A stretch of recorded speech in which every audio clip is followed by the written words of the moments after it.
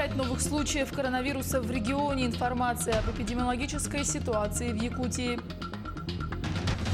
Паводок, согласно прогнозов, на 4 основных реках региона проходит активная фаза ледохода.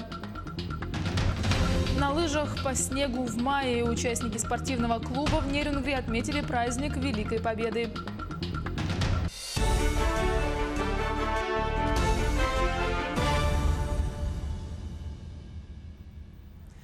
Здравствуйте! В эфире новости, в студии Юлия Великодная. Глава республики Айсен Николаев в ходе брифинга сообщил, что за прошедшие сутки выявили 55 новых случаев коронавируса в регионе. Из них 38 в Якутске и 13 в Нерюнгри. Также 3 случая зарегистрировано в Горном районе и 1 случай в Алдане. Ситуация у нас все равно становится напряженной. За вчерашний день у нас подтвержденных новых случаев 55. Из них 38 это Якутск, 13 Нерюнгри. Ну, что касается Нерюнгри, эти люди уже давно на самом деле на лечении. Просто подтверждение их анализов здесь шло через город Якутск, управление Роспотребнадзора, поэтому несколько процесс затянулся. А так эти люди уже достаточно давно уже в Нерюнгри получают лечение. Что касается города Якутска, то здесь я опять же вынужден повториться, что сегодня основную статистику у нас все-таки дает до сих пор университет и общежитие университета и Якутская автономическая больница. В общей сложности из 609 случаев коронавирусной инфекции, которые были в Якутске, точнее в Якутии у нас зарегистрированы всего, так, у нас свыше 150, это вот 2 объекта, то есть более четверти. Вот, поэтому здесь ситуация у нас, в принципе, напряженная, но она под контролем.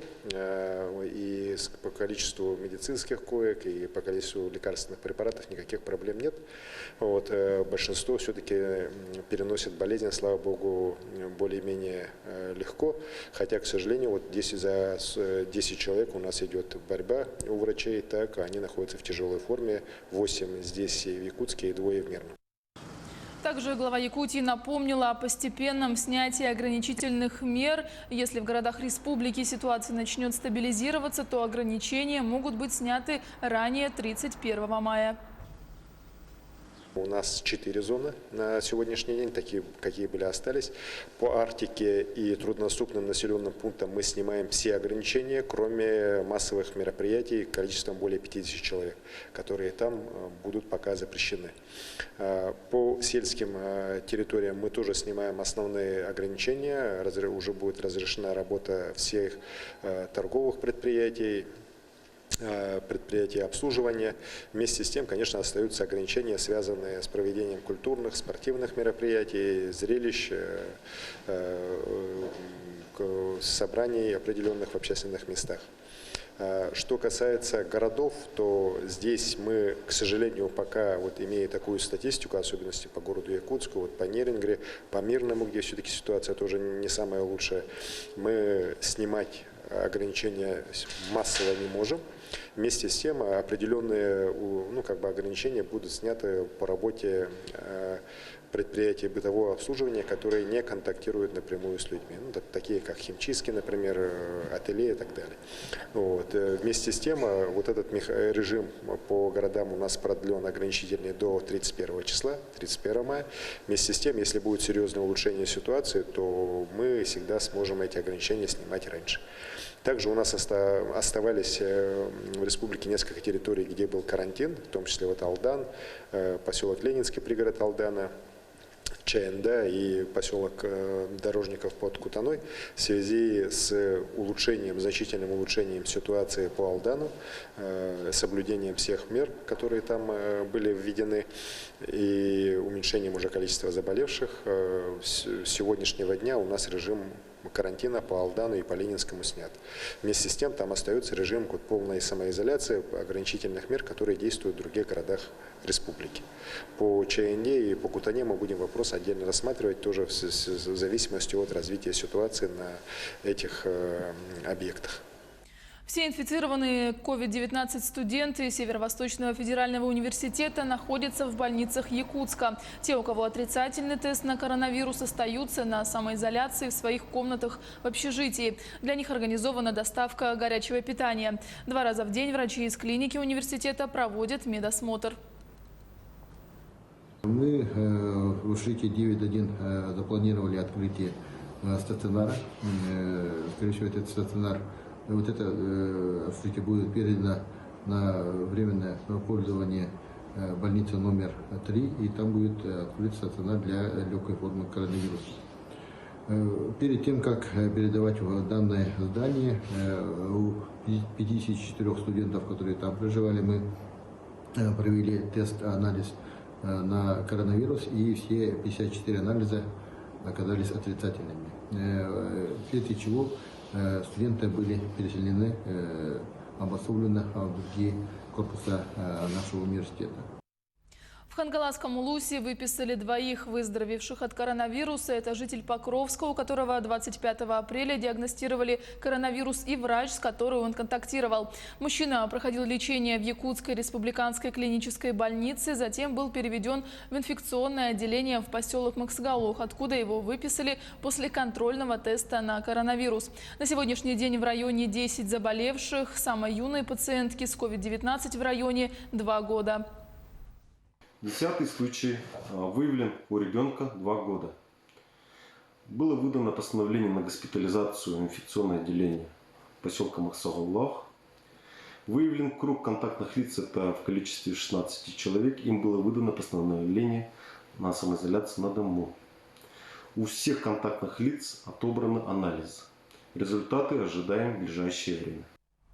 За последние сутки в России выявлено 10 899 заболевших коронавирусной инфекцией. Из них 43% активно у контактных лиц без клинических проявлений болезни. При этом выписано по выздоровлению 3711 человек. Также за сутки зафиксировано 107 летальных случаев.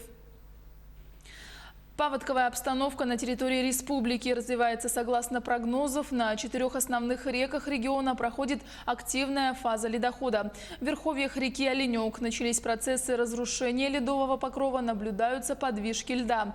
На реках Яна, Индигирка, Колыма наблюдается вода на льду и колебания уровней воды. Для обеспечения безопасности населения при прохождении ледохода на территории Алданского, Усть-Майского, Тампонского, Амгинского, Чурапчинского, Татинского районов и Якутска работают межведомственные оперативные группы. Критических уровней воды не зарегистрировано. Активная фаза ледохода на Лени проходит по территории Хангаласского района и Якутска. Нижняя кромка ледохода наблюдается у населенного пункта Кангаласы. Уровень воды составляет 707 сантиметров, а верхняя кромка в 20 километров ниже населенного пункта Синск Хангаласского района. Уровень воды составляет 47 сантиметров. У населенного пункта Табага уровень воды составляет 812 сантиметров, при критическом 970 сантиметров. Наблюдается густой ледоход. У города Якутск уровень воды составляет 645 сантиметров, при критическом 827 сантиметров, а с учетом дамбы 990 сантиметров. Наблюдается густой ледоход. Протяженность ледохода составляет 248 километров. За сутки ледоход продвинулся на 210 километров. По уточненному прогнозу Якутского управления гидрометеослужбы, в ближайшие сутки ледоход достигнет границы Намского района. В случае образования заторных явлений у населенного пункта Кангаласы в ближайшие сутки двое существует вероятность повышения уровней воды с достижением критических отметок на территории города Якутск, сел Табага, Хатасы, Пригородный, Сырдах, Тулагина, Капитоновка и микрорайонов Кангаласы и Даргалах. По данным космического мониторинга, до устья реки Амга наблюдается ледоход различной интенсивности. В ближайшие сутки двое ледоход достигнет устьевой части на территории Тампонского района. В связи с неготовностью реки Алдан на этом участке существует вероятность образования подпора с повышением уровней воды и выходом воды на пойму у населенного пункта Чимнаи и Харбалах Татинского района. В 11:30 произошло разрушение ледового затора ниже 7 километров от населенного пункта Чимнай. В данное время 16:00 идет густой ледоход. Уровень воды на реке Амга у населенного пункта Чимнай Татинского руса составляет 19 метров 30 сантиметров, при критическом уровне 11 метров 55 сантиметров, а с учетом дамбы 12 метров 60 сантиметров. Подтопленных домов нету, все объекты работают в штатном режиме. В селе Хатмалах Татинского улуса идет редкий ледоход. При критическом уровне 10 метров уровень воды составляет 10 метров 0,2 сантиметров. Идет спад воды. В целом ситуация в Татинском улусе по реке Амга находится под контролем. Трансляции движения ледохода на реке Лени в Якутии доступны на сайте Половодье-2020. В разделе «Ледоход онлайн» можно, не нарушая режим самоизоляции, наблюдать за гидрологической обстановкой на реке Лени у поселка Максаголох, сел Табага, Верхний Бестях, Булгунихтат, Титары, Улаханан, Ой и города Покровск. Портал позволяет своевременно отслеживать сроки и этапы прохождения льда на реках республики. В ближайшие сутки на реке Лени в районе Якутска ожидается повышение уровней воды с достижением опасных отметок. Просьба населению соблюдать меры безопасности. Проекту «Дети 17-го квартала за ЗОЖ и чистоту» исполнился ровно год. Этот проект, организованный детьми из 27-й школы Якутска, за это время они приняли участие в 64 и самостоятельно провели 46 мероприятий. Провели 12 субботников и оказали помощь 9 семьям строительного округа. Сегодня в команде проекта задействовано 27 человек. Основная цель ребят – это улучшение территории 17-го квартала и помощь пожилым людям и детям. Главный тезис проекта – «Начни делать сам, и тебе обязательно помогут». В планах у деятельных школьников еще много работы. Наш девиз – «Вы большой молодец». И каждый из вас будет большим молодцом, если выйдет на свою территорию и приведет ее в порядок, ведь тут нет сложности. Наша задача – призывать жителей нашего города, нашей республики улучшить свои условия. Если вы начнете делать сами, вам обязательно помогут, как помогли нам. Сегодня во всем мире отмечают День медицинской сестры. В Центре экстренной медицинской помощи работает 600 медсестер. Сегодня они отмечают свой профессиональный праздник на боевом посту. Республиканская больница номер 2 оказывает высокотехнологичную медицинскую помощь по 7 профилям. Ежегодно в больнице специализированную, в том числе и высокотехнологичную медицинскую помощь, получают 14 тысяч пациентов. И работа врачей не обходится без помощи медицинских сестер. Уважаемые медсестры, в этот день хочется поздравить вас с профессиональным праздником. Невозможно представить работу медицинской организации без вашего участия. На ваших плечах находится огромный пласт работы. Этот день вы встречаете в сложной эпид-обстановке. Хочется пожелать прежде всего здоровья, мира в ваших домах и крепкости духа. Спуститься с горы на лыжах в мае. Такое вполне возможно в Южной Якутии. Участники горно-спортивного клуба «Высотник» из Нерюнгри таким экстремальным способом отметили праздник Великой Победы. С подробностями Сергей Козюра.